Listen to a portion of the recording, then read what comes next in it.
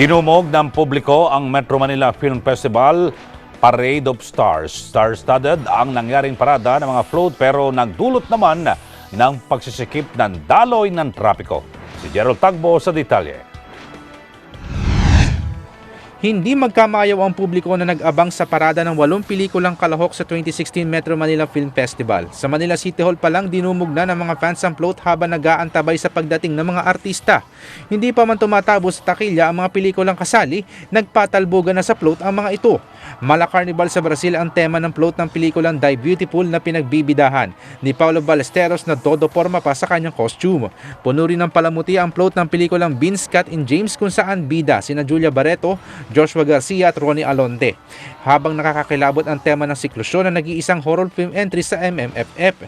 Hindi rin nagpauli ang float ng iba pang kasaling pelikula gaya ng Kabisera, Oro, Saving Sally, Sunday Beauty Queen at Ang Babae sa Septic Tank Part 2. Nagmula ang parada sa City Hall na dumaan sa Loton, Binondo, Recto Avenue, Rizal Avenue hanggang sa magtapos sa Plaza Miranda.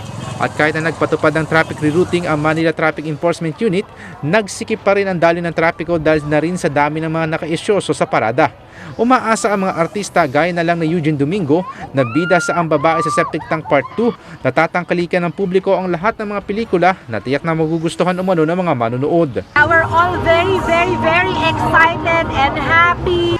Ay naman kay Juana Change na isa sa mga karakter sa Sunday Beauty Queen na maihahalin tulad sa mga kaibang handa ang mga pelikulang kalahok ngayon sa Film Fest. Kung baga dati, binibigyan tayo ng spaghetti, pero yung spaghetti medyo may amoy na.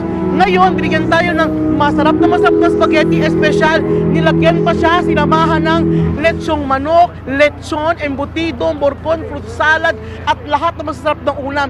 Kaya tikman nyo naman ang kakaibang putahe ngayon. Natutuwa naman si superstar Nora Honor sa kanyang pagbabalik sa Metro Manila Film Festival. Excited ako siyempre dahil sa haba ng panahon na hindi ako nakasali sa Metro Manila Film Festival. Ang mga fans sa ngayon pa lang, may mga pelikula nang napupuso ang panoorin. Babae sa Septic Tank. Bakit? Kasi gusto ko si Eugene, kasi comedy.